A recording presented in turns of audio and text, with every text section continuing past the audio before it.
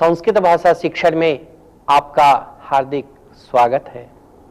पूर्व पाठ में हमने इकारांत, उकारांत और ऋकारांत शब्दों के द्वितीय विभक्ति रूपों की जानकारी प्राप्त की है। इस पाठ में उनका अभ्यास करेंगे। द्वितीय विभक्ति के बारे में और भी जानकारी प्राप्त करेंगे। नमो नमः। संस्कृत भाषा शिक्षणे भवतां सर्वेषां हार्दं स्वागतम्। वयं पूर्वतन पाठे इकारान्त, उकारान्त, ऋकारान्त शब्दानां द्वितीया विभक्तेः एकवचन बहुवचन रूपाणां परिचयं प्राप्तवन्तः। इदानीं पुनः तेषां किञ्चित् अभ्यासं कुर्मः। यथा राधा सन्धीन् पठति, गोपालः साधून् पृच्छति, भोजः कवीन् सम्मानयति, राधा मुनीन् नमति, सः साधून् पृच्छति, पिता भ्रातॄन् वदति। इदानीं भवन्तः द्वितीया विभक्तेः बहुवचन रूपाणि उपयुज्य एकैकं वाक्यं वदन्तु। भवान् वदतु। शिक्षकः धातून् पाठयति। उत्तमम्। बालिका बिन्दून् लिखति। गोपालः मणीन् गणयति। उत्तमम्। रावणः बाहून् उत्तोलयति। माता भ्रातॄन् पृच्छति। उत्तमम्। वैद्यः व्याधीन् दूरीकरोति। उत्तमम्। सः तरून् आरोहति। उत्तमम्। गृहस्थः अतिथीन् तोषयति। उच्चैः वदतु। गृहस्थः अतिथीन् तोषयति। उत्तमम्। माता शिशून् नयति। कृषिकः पशून्। उत्तमं। पुनः वदतु। कृषिकः पशून् पालयति। उत्तमं। भवती वदतु। बालकः अणून् परीक्षते। उत्तमं। पर्वतारोही गिरीन् आरोहति। महाराजः कवीन् सम्मानयति। उत्तमं। पिता भ्रातॄन् आह्वयति। भिक्षुकः दातॄन् पृच्छति। उच्चैः वदतु। भिक्षुकः दातॄन् पृच्छति। सा ऋषीन् नमस्करोति। राकेशः क्रीडालून् वदति। राधिका जन्तून् पश्यति। उत्तमं। राजेशः मुनीन् नमति। अभियन्ता सेतून् निर्माति। इकारान्त शब्दानां द्वितीया विभक्तौ एवं रूपाणि भवन्ति। यथा सन्धिः प्रथमा विभक्तौ, द्वितीया विभक्तौ सन्धिं, सन्धी, सन्धीन्। मुनिः प्रथमा विभक्तौ, मुनिं, मुनी, मुनीन् द्वितीया विभक्तौ। एवमेव उकारान्त शब्दानां द्वितीया विभक्तौ एवं रूपाणि भवन्ति। जन्तुः प्रथमा विभक्तौ, जन्तुं, जन्तू, जन्तून्। साधुः प्रथमा विभक्तौ, साधुं, साधू, साधून्। पशुः प्रथमा विभक्तौ, पशुं, पशू, पशून्। एवं द्वितीया विभक्तौ रूपाणि भवन्ति। ऋकारान्त शब्दानां एवं रूपाणि भवन्ति।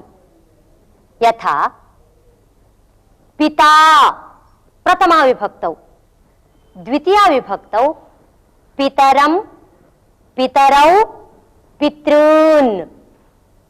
भ्राता प्रथमा विभक्तौ, भ्रातरं, भ्रातरौ, भ्रातॄन्। द्वितीया विभक्तेः प्रयोग विषये अन्यमपि एकम् अंशं जानीमः। वयं प्रतिनित्यम् अनेकानि क्रियापदानि उपयुञ्ज्महे। क्रियापदस्य मूलं रूपं धातुः इति कथ्यते। धातवः द्विसहस्राधिकाः सन्ति इति वयं जानीमः। तत्र सकर्मकाः धातवः अकर्मकाः धातवः इति विभागः भवति। सकर्मकधातूनां प्रयोगं यदा कुर्मः तदा त्वा प्रत्ययान्तात् पूर्वं द्वितीया विभक्तिः भवति। यथा अहं पाठं पठित्वा शालां गच्छामि, अहं जलं पीत्वा निद्रां करोमि। गोविन्दः पाठं ज्ञात्वा लिखति। त्वा प्रत्ययान्तानां रूपाणां प्रयोगः कथम् इति भवन्तः जानन्ति एव। तथापि किञ्चित् पुनः स्मरामः। एकैकं वाक्यं वदन्तु। अहं क्षीरं पीत्वा निद्रां करोमि। उत्तमम्। माला श्लोकान् पठित्वा लिखति। उत्तमम्। अहं पाठं पठित्वा परीक्षां लिखामि। अहं गीतं श्रुत्वा नृत्यं करोमि। उत्तमम्। भवान् वदतु। सः पाठं लिखित्वा क्रीडति। उत्तमम्। सेवकः कार्यं कृत्वा गृहं गच्छति। अहं कोशं पठित्वा विषयं जानामि। रामः भोजनं कृत्वा पठति। उत्तमम्।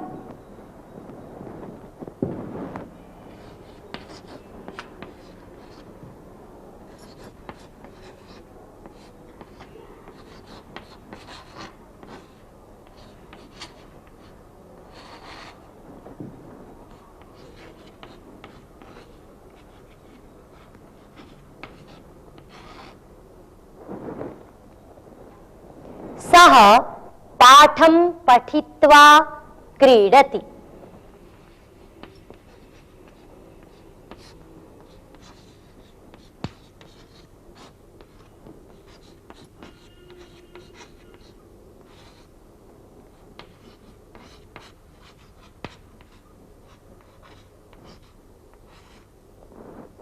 माला क्षीरं पीत्वा निद्राति।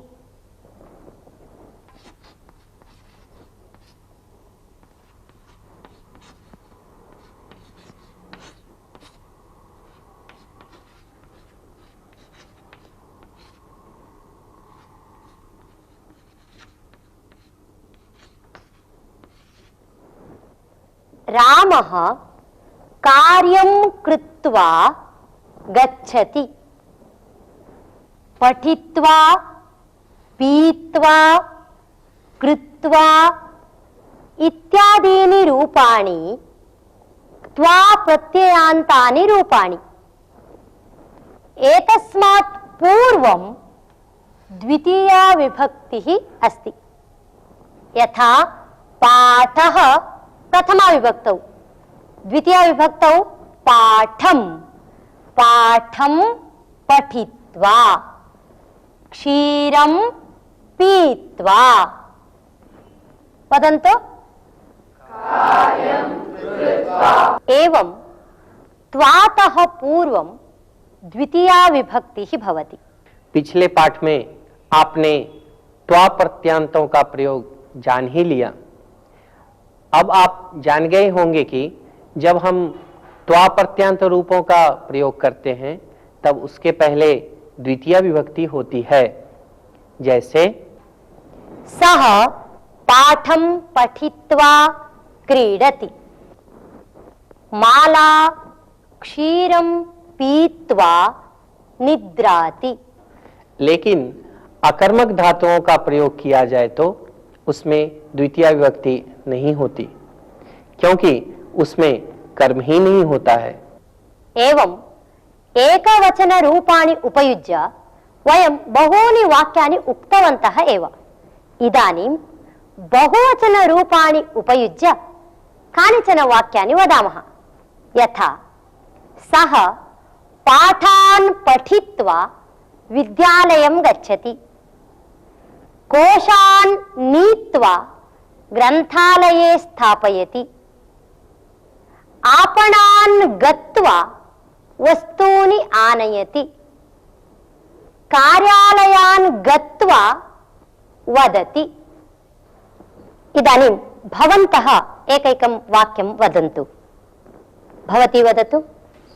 सः लेखकान् दृष्ट्वा सन्तुष्टः। उत्तमम्। अर्चकः मन्त्रम् उक्त्वा मन्त्रान् उक्त्वा अर्चकः मन्त्रान् उक्त्वा पूजां करोति। उत्तमम्।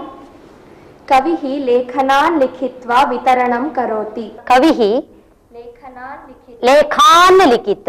लेखान् लिखित्वा वितरणं करोति। उत्तमम्। सीता वेदान् पठित्वा पण्डिता भवति। उत्तमम्। रामः श्लोकान् पठित्वा ज्ञानं सम्पादयति। माता पुत्रान् स्मृत्वा रोदिति। सः छात्रान् पृष्ट्वा सूचयति। अहं प्रश्नान् पृष्ट्वा उत्तरं लिखामि। उत्तमम्। महेशः शिक्षकान् नत्वा गच्छति। सतीशः गायकान् दृष्ट्वा वदति। उत्तमम्। भवान् वदतु। जनाः नटान् दृष्ट्वा सन्तुष्टाः। अहं देवान् स्मृत्वा पठामि। सः पाठान् पठित्वा उत्तरं जानाति। सः आसन्दान् क्रीत्वा गच्छति। उत्तमम्। अहं ग्रन्थान् दृष्ट्वा लिखामि। उत्तमम्। अहं श्लोकान् लिखित्वा क्रीडामि। कृषिकः वृषभान् नीत्वा कर्षति। शिक्षकः पाठान् पाठयित्वा गच्छति। अहं ग्रन्थान् पठित्वा विषयं सङ्गृह्णामि। सः कोशान् नीत्वा स्थापयति। उत्तमम्। भवन्तः अकारान्त नपुंसकलिङ्ग शब्दानाम् आकारान्त स्त्रीलिङ्ग शब्दानां रूपाणि द्वितीया विभक्तौ जानन्ति एव।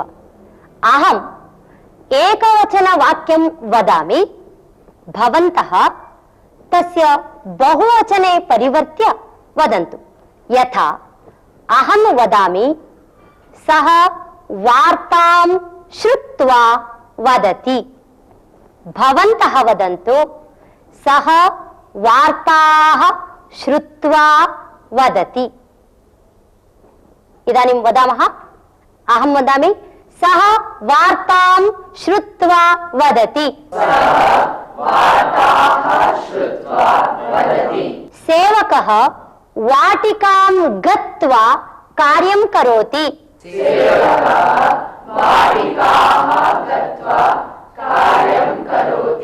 सा पत्रिकां पठित्वा स्थापयति।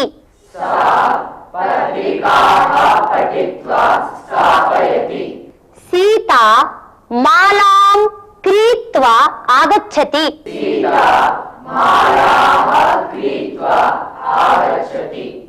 सः कार्यं कृत्वा गच्छति। भवान् वाक्यं दृष्ट्वा वदतु।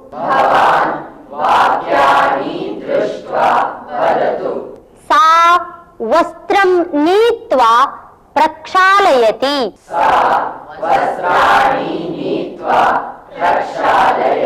भीमः फलं खादित्वा निद्राति।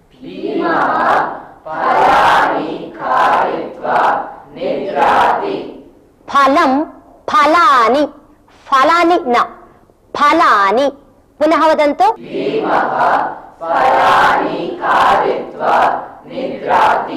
सः वस्त्रं क्रीत्वा ददाति।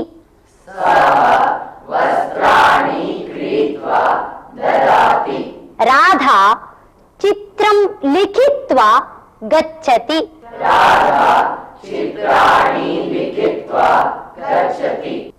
सेवकः द्रोणीं नीत्वा स्थापयति।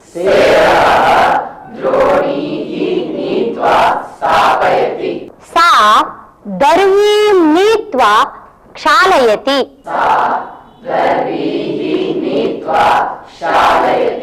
घटीं दृष्ट्वा समयं जानाति। नदीं दृष्ट्वा आनन्दम् अनुभवति। गीता सखीं पृष्ट्वा वदति। गोविन्दः कूपीं नीत्वा आनयति।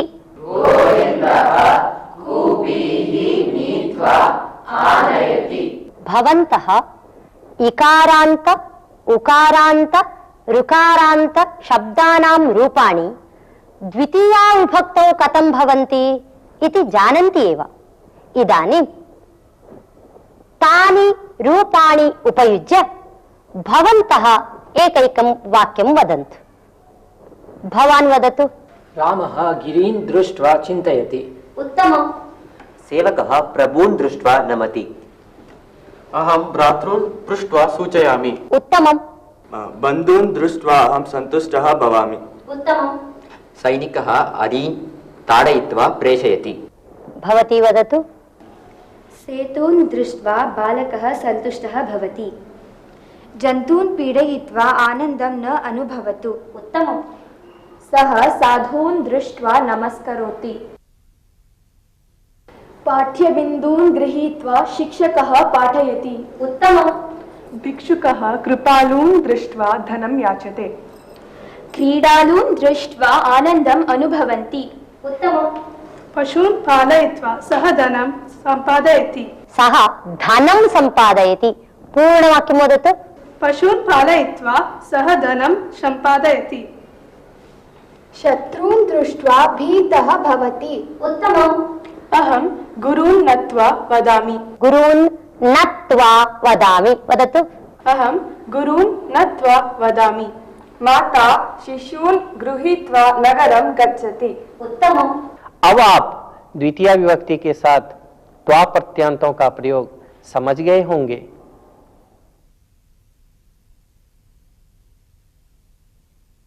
वयम् इदानीम् एकं सुभाषितं शृणुमः। साहित्य संगीत कला विहीनः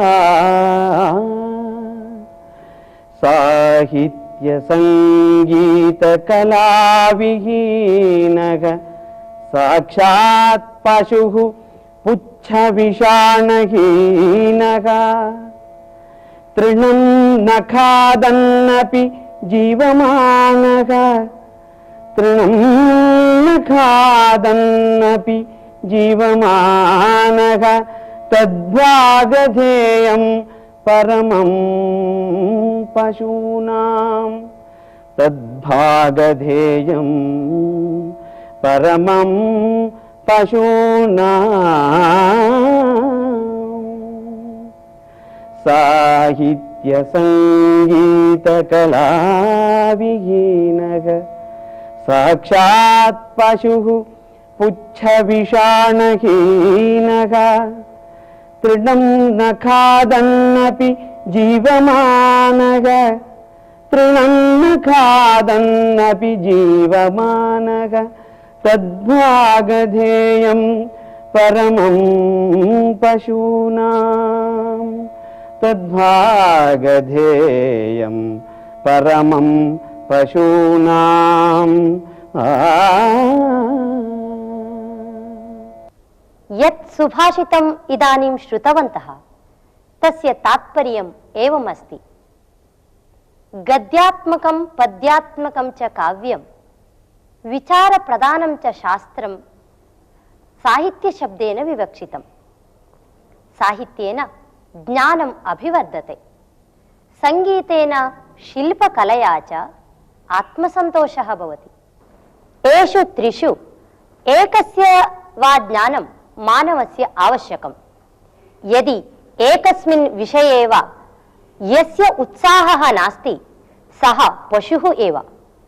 पशुषु पुच्छं शृङ्गे च भवन्ति।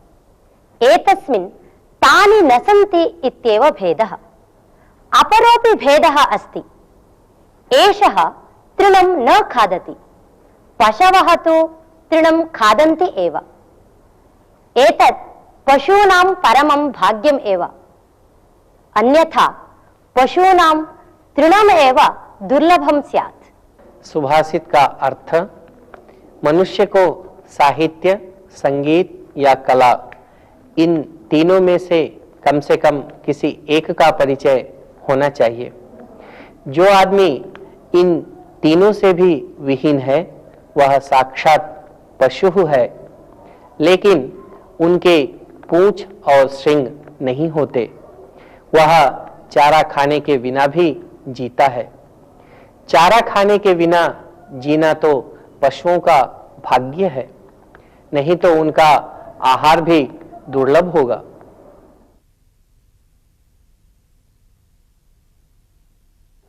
अहम इदानीम् एकां कथां कथयामि। सावधानं शृण्वन्तु। कश्चन साधुः आसीत्। सः वीतरागः, सर्वसङ्गपरित्यागी च आसीत्। कदाचित् तस्य देशस्य महाराजः साधोः दर्शनार्थं तत्र आगतवान्। तदा साधुः केवलं कौपीनं धृत्वा कस्यचित् वृक्षस्य अधः उपविश्य ध्यानमग्नः आसीत्। महाराजः साधुः समीपं गत्वा साञ्जलिबन्धं प्रणामं कृतवान्। साधुः नेत्रे उन्मील्य दृष्टवान्। स्वसमीपम् आगत्य प्रणामं कृतवन्तं महाराजं दृष्ट्वा सः विस्मितः अभवत्। उक्तवान् च, भोः, अहं तु कश्चन निर्धनः, कथं मादृशस्य निर्धनस्य भवान् एवं सम्माननं करोति इति। महाराजः उक्तवान्, साधो, भवान् तु त्यागी अस्ति। समाजे त्यागिनः पुरुषाः एव सर्वाधिकम् आदरणीयाः इति। तत् श्रुत्वा साधुः झटिति उत्थितवान्। महाराजस्य समीपं गत्वा, भोः महाराज, क्षम्यताम्, भवान् त्यागिनः पुरुषाः वन्दनार्हाः इति उक्तवान्। तर्हि भवान् एव अत्र नमस्कर्तुं योग्यः। यतः भवान् त्यागी अस्ति, अतः भवन्तमेव प्रथमम् अहं नमस्करोमि इति। महाराजः आश्चर्येण, महात्मन्, अहं तु भोगी न त्यागी, कथं भवान् मां नमस्करोति इति पृष्टवान्। तदा साधुः प्रत्युत्तरं दत्तवान्, यः महालाभस्य कृते अल्पस्य लाभस्य त्यागं करोति सः श्रेष्ठः, उत अल्पस्य लाभस्य कृते महालाभस्य त्यागं करोति सः श्रेष्ठः। अनयोः कः श्रेष्ठः, कः त्यागी इति। महात्मन्, यः महालाभस्य कृते अल्पस्य त्यागं करोति सः बुद्धिमान्, न त्यागी। यः महालाभं त्यक्त्वा अपि अल्पेन लाभेन एव सन्तुष्टः भवति सः एव त्यागी इति महाराजः उक्तवान्। साधुः उक्तवान्, महाराजा, तर्हि भवान् एव त्यागी, अहं तु बुद्धिमान्। यतः मया नश्वरस्य दुःखपूर्णस्य सांसारिकभोगस्य त्यागः कृतः, अतः मम त्यागः न महान्। भवता तु सांसारिकभोगस्य कृते आनन्ददायिनः परमात्मनः एव त्यागः कृतः। सांसारिकभोगेन एव भवान् सन्तुष्टः अस्ति, न अहम्। अहं तु अल्पस्य त्यागं कृत्वा महान्तं परमात्मानं प्राप्तुमिच्छामि इति। साधोः वचनेन महाराजस्य ज्ञानोदयः अभवत्। आत्मलाभस्य कृते सांसारिकभोगस्य त्यागः एव श्रेष्ठः इति सः ज्ञातवान्। ततः साधुं प्रणम्य प्रतिनिवृत्तः। कथायाः अर्थः ज्ञातः खलु? धन्यवादः। नमो नमः। इसी के साथ अब यह पाठ समाप्त होता है। अगले पाठ में हम फिर मिलेंगे। तब तक के लिए धन्यवाद।